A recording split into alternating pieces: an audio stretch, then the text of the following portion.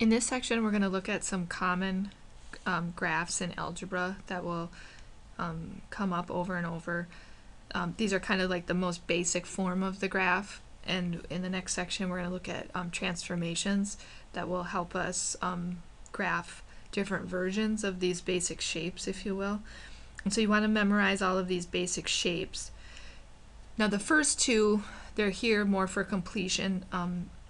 They're kind of really basic, our most basic functions, and I don't really use the transformations that we're going to learn in the next section to graph these because it's, they're just lines, and you should already know how to graph lines without using transformations. We'll just use slope and intercept.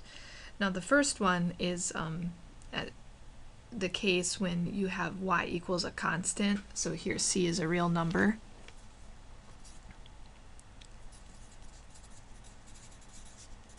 So these are real generic. I don't have a specific number here, so we're just going to graph it wherever. When we have y equals a constant, that means we have a slope of 0, right? We'd have, if y is mx plus b, the c here that I'm using c here, but that's actually going to be the intercept b. So wherever c is, it doesn't matter where you draw this, just draw a horizontal line, and this is y equals c.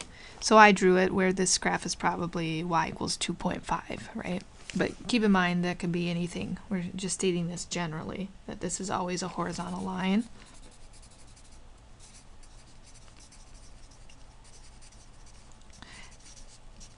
And I might actually have typed this up somewhere else, so if I did, I'm not going to write it all.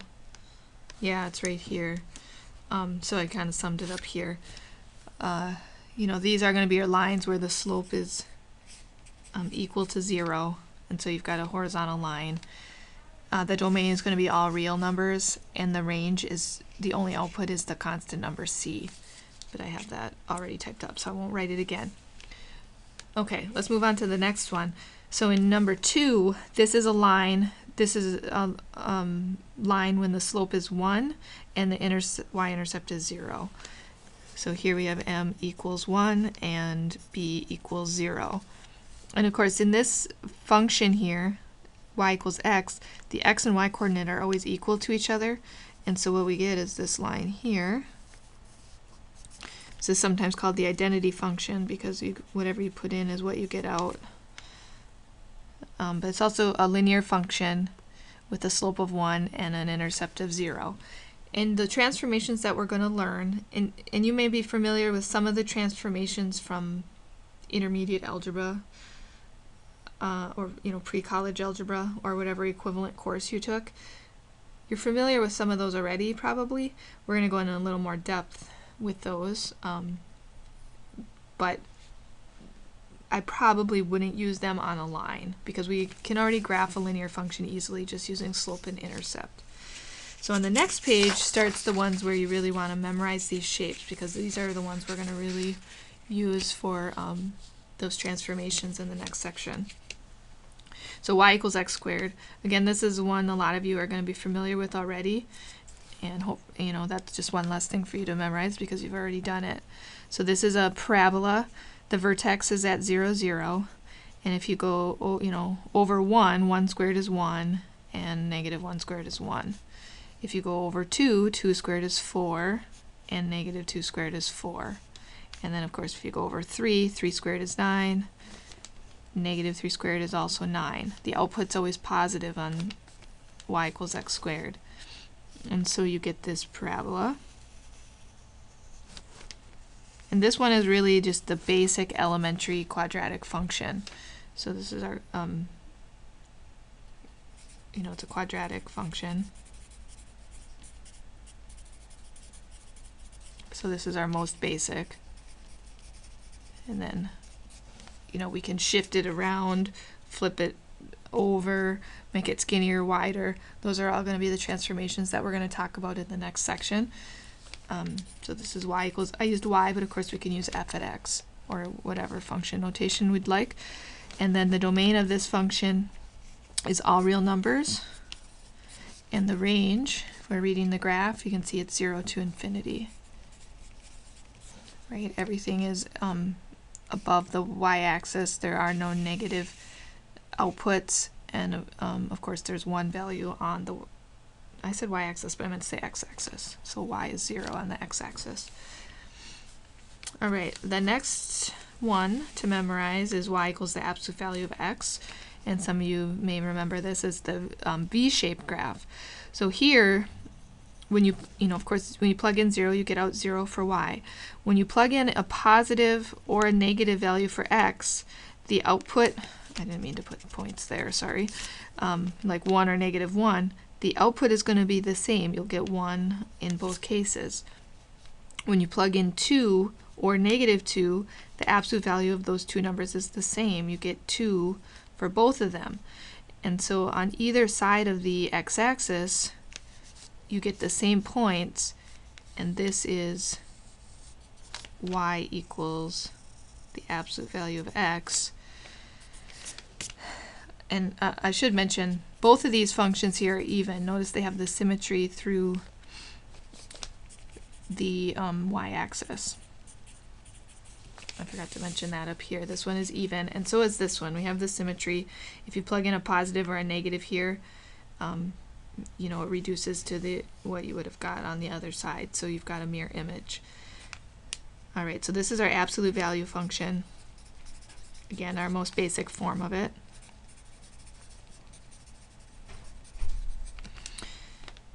The domain and range are the same as for the quadratic y equals x squared. And again, this one is an even function as well. Okay, and with absolute value, one thing that is nice to know here is if you use the definition of absolute value, I'm going to put the definition of the absolute value of a here, and then I'm going to interpret it in terms of this function y equals the absolute value of x. So when people talk about absolute value, a lot of times they just say, oh, that just means make the number positive. But there's really you know, a better way to describe that in terms of what you actually do to the input. So if our input is a is any real number. So a is an element of the real numbers. This symbol here means the real numbers. Move that over so you can see. So a is an element of the real numbers. It means it can be positive, negative, or 0, right? So if a is already positive, then the absolute value of a will just be a. Likewise, if a is already 0, the answer is 0.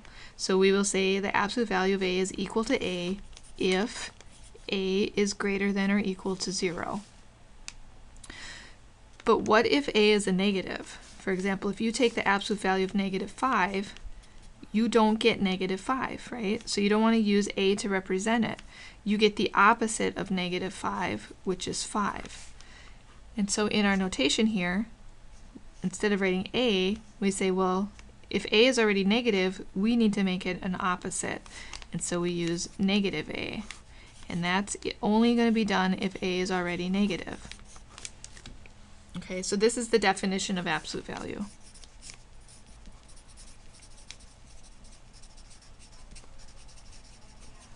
Of a real number, a. Well, in terms of the function, right, we used a here, but we'll just change those to x's.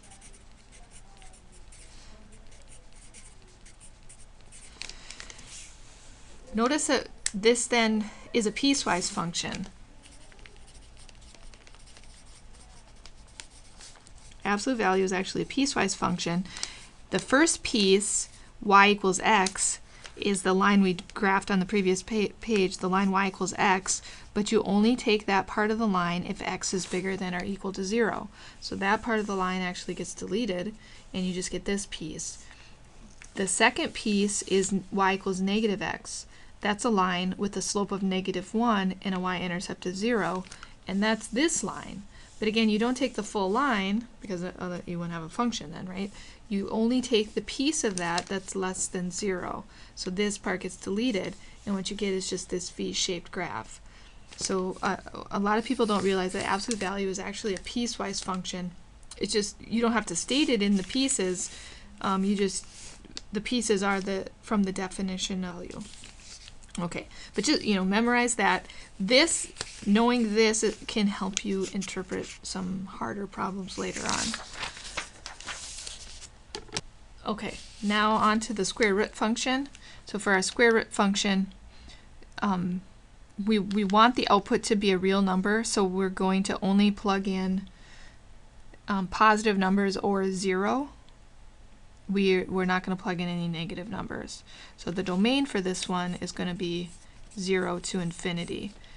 And the numbers I select here, you can pick any positive number or 0, right?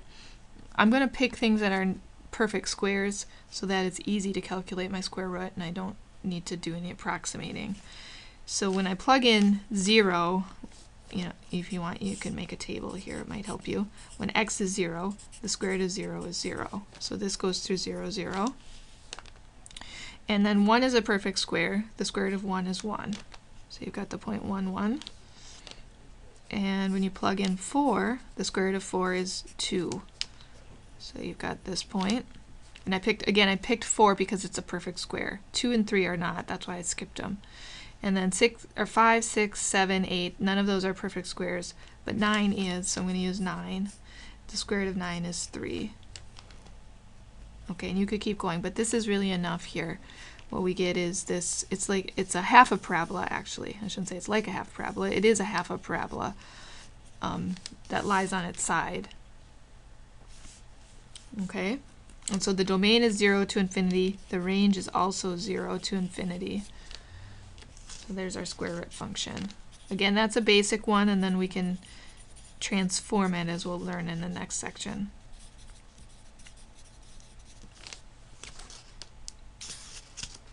All right, the next graph is y equals x cubed.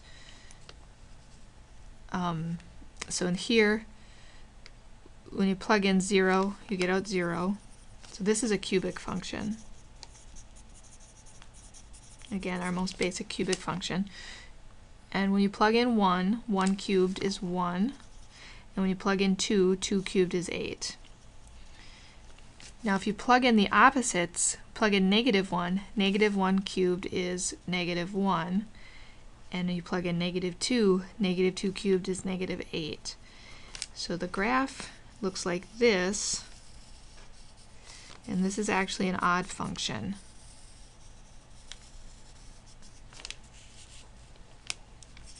Odd function. Notice it has a symmetry about the origin. And the domain of this function is all real numbers. And the range is also all real numbers. So it's similar to y equals x squared, right? But when you don't get the mirror image because of the odd power, the negatives, when you cube them, you get a negative. So instead of this shape, you get this shape. Okay, another one on the back. This is our cube root function.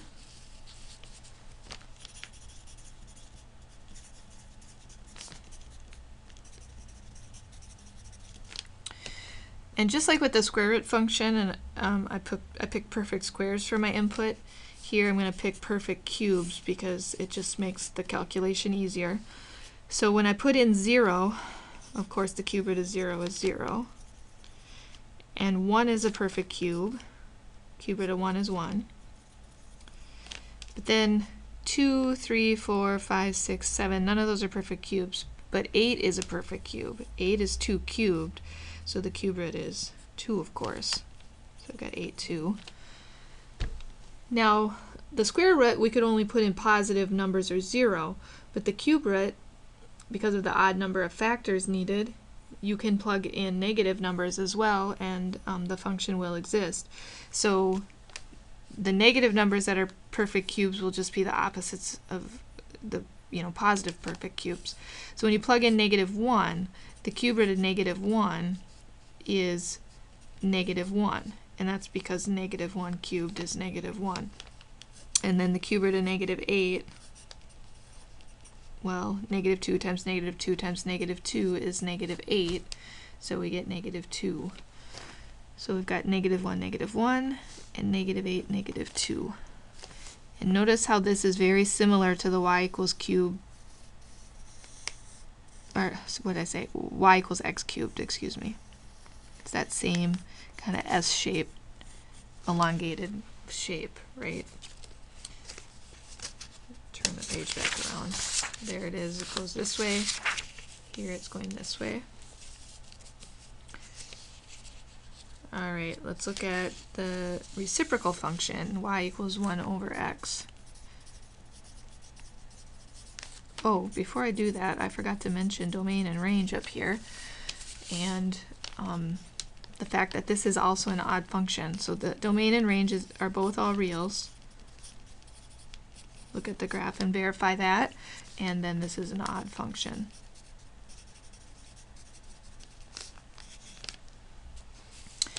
All right, reciprocal function, y equals 1 over x. The reason we call it the reciprocal function is because when you plug in the value of x here, y is going to be its reciprocal. So when you plug in, I'll do a table for this one as well. Notice if you plug in 0, y does not exist. So we're not going to have a point on the x-axis, or y-axis, excuse me. When you plug in 1, 1 over 1 is 1. When you plug in x is 2, 1 over 2 is a half. 3, we get a third, right? And so whatever you put in here, you're going to get the reciprocal. If you plug in 10, the reciprocal is a tenth. If you plug in 100, 1 100th, etc.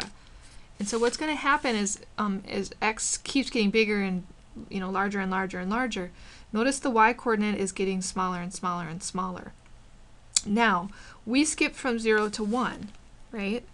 And let me go ahead and fill in what I have. 1 1, 2 1/2, 3 1/3. You kind of got to estimate a little, because this is just going to keep getting closer and closer. And you would need to blow it up to get more detail, but the point is never going to actually be on the x-axis because it is positive and it's not exactly 0, right? But it is getting closer and closer and closer. So we've got this kind of behavior. And if we blew it up, you could see there's some space between the point and the x-axis. All right, so back to what I was saying. We skipped from 0 to 1, but that doesn't mean there's no points in there. We want to consider what's happening in here as well. So notice we can plug in some fractions. And when you plug in a half, when you take 1 divided by 1/2, it's 1 times 2, the reciprocal, 2 over 1, which is 2, and so you get 2. So plug in a half, get out 2. Plug in a third, 1 over 1/3 will be 3. So the closer I pick my input to 0, the larger my output is going to be. If I pick 1 over 100, I can put that in because it's in the domain. The output then is going to be even larger, 100. And so what we get in between 0 and 1 is a similar behavior that we had here. The closer your input is to 0, the larger the output. And now if I only looked at positive values. If I make x negative, all that's going to happen is y is also going to be negative. So we could take this whole table, make these negative, all the y's become negative. So I'm not going to rewrite everything, I'm just going to keep that in mind as I plot my points. So it'll be -1, -1, -2, -1/2, -3, -1/3, and so forth. And so I'm going to get that graph approaching the x-axis this time from underneath it. And if I have -1/2, I'll get -2, -1/3, -3, -1/4, -4, and so forth. So this graph looks like this. We've got 2 branches. There's no point on the y-axis, so it doesn't connect through the y-axis. So for this one, the domain, notice we've got a point everywhere except the y-axis. So it's -infinity to 0, union 0 to infinity. And the range, this is actually the same intervals. Notice you've got a point everywhere for y except for the x-axis. And up here, there's always a point for y. So -infinity to 0, union 0 to infinity. And then because every time we have, you know, an xy over here on the graph, we've got its opposite, negative x, negative y over here. This is an odd function.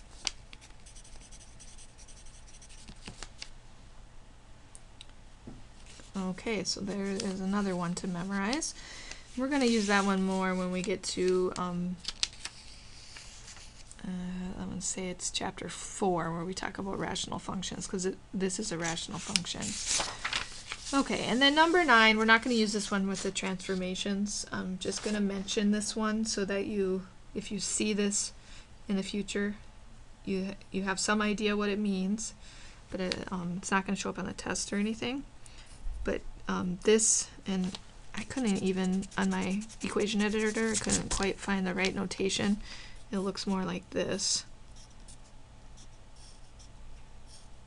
Okay, and this is called the step function, and or it's an example of a step function, I should say. This is called the greatest integer function.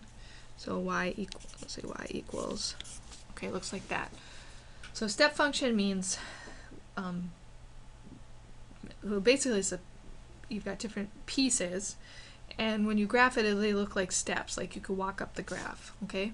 And so this greatest integer function means when you plug in the number, you're going to let the output be the greatest integer that is less than or equal to the input, which is x. So let me write that down.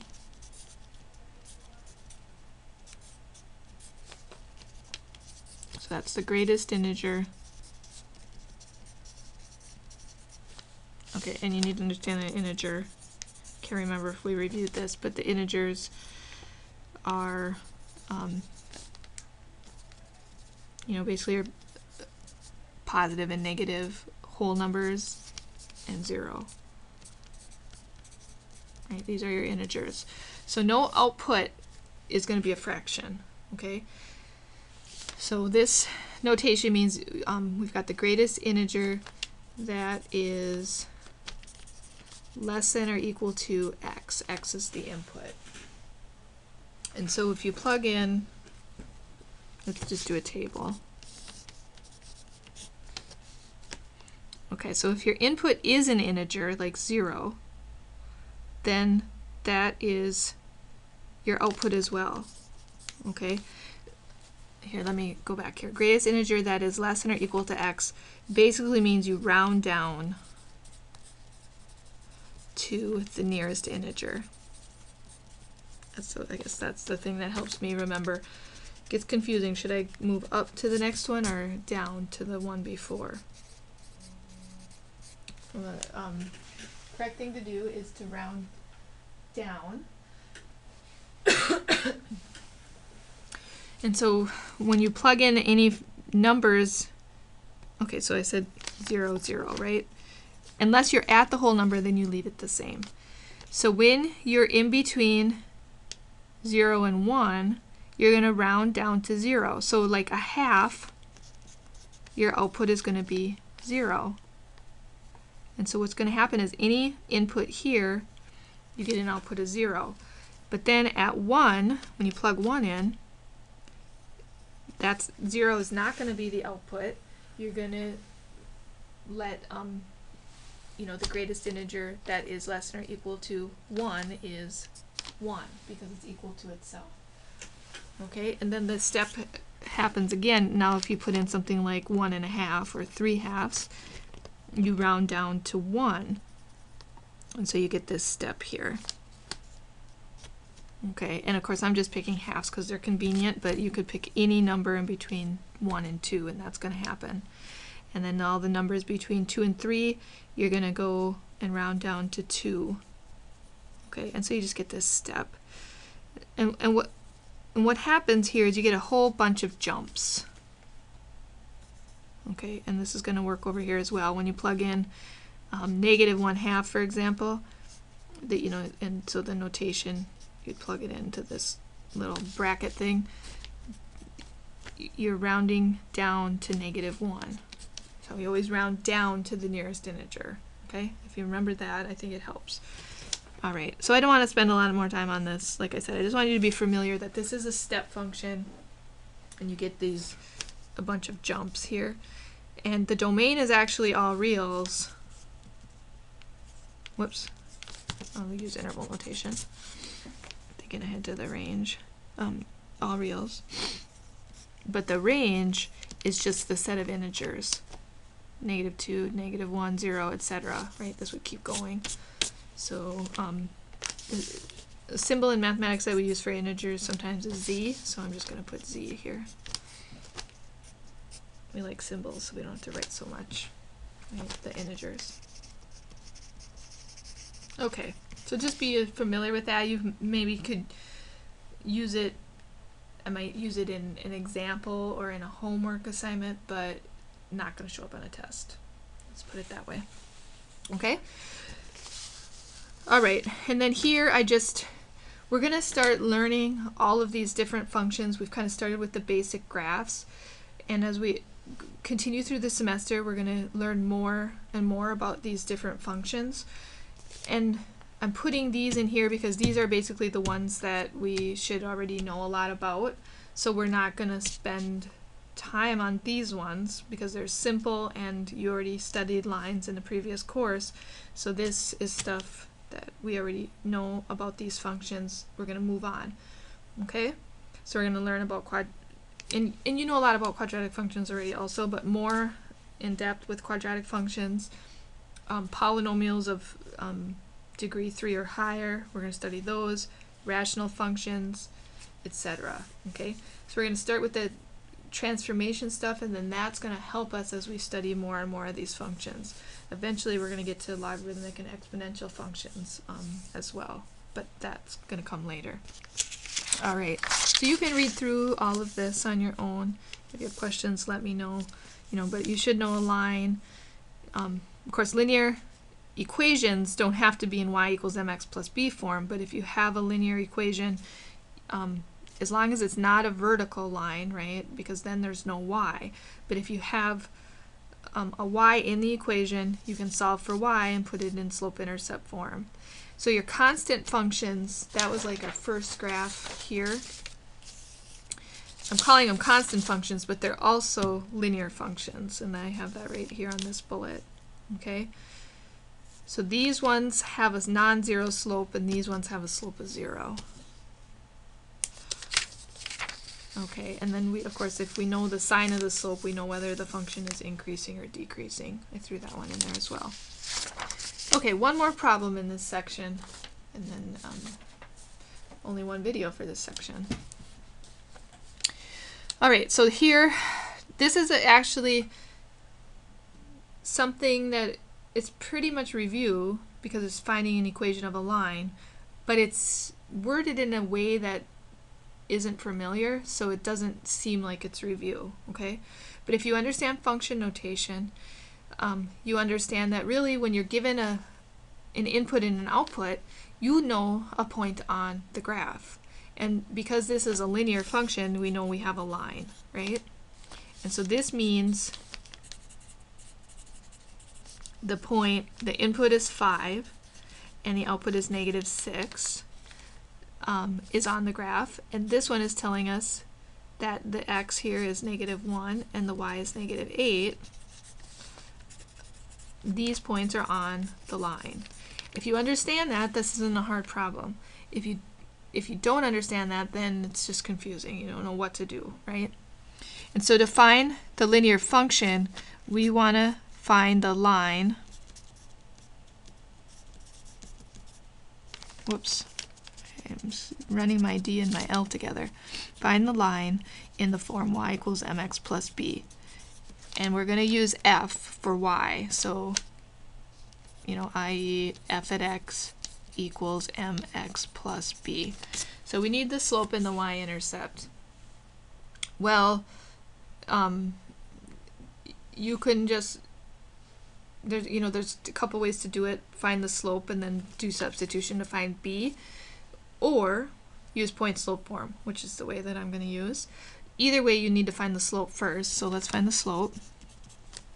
So we've got change in y, -8 minus -6, over change in x, -1 minus 5.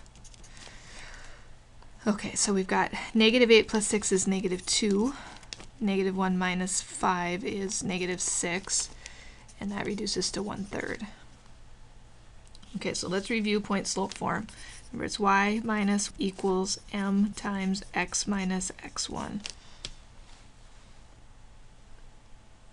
And it doesn't matter which of these two ordered pairs you use. I'll use the 5, -6, but it really doesn't matter. So we have y minus -6 equals 1/3 times x minus 5. So y plus 6 equals 1/3 times x minus 5. Since we were asked for a linear function, we're going to write this in function form, isolate y. So y plus 6 equals 1/3 x minus 5/3. So if I subtract 6 from both sides, I want you to use improper fractions here. Don't get out your calculator and get a decimal number. So it's minus 5/3, and then 6 is 18/3. So we're going to, these are our like terms here. Y is 1/3 x minus 18, and 5 is 23/3. So our function is f at x equals 1/3 x minus 23/3. All right, and then I asked for the graph. Now in this form, because the intercept isn't really nice, if you want to use slope and intercept, it's a little bit of a challenge because of the fraction here, but 2 points on the line. That's all you really need to know to graph it. You don't need to use slope and intercept. So 5, -6, and -1, -8. And there's our graph. And then you can still use this though to see if your answer makes sense. Did your numbers work out? Well, we've got change in y is 2 and change in x is 2, 4, 6. So that is 1/3, right? If we go from here to here. And then 23/3, 3 goes into there, 7 and 2/3, and it's negative, and so that seems reasonable right there. Looks like we have the right graph. Or the right function, excuse me. The graph, of course, that's easy. We have the 2 points. We can use that right away, actually.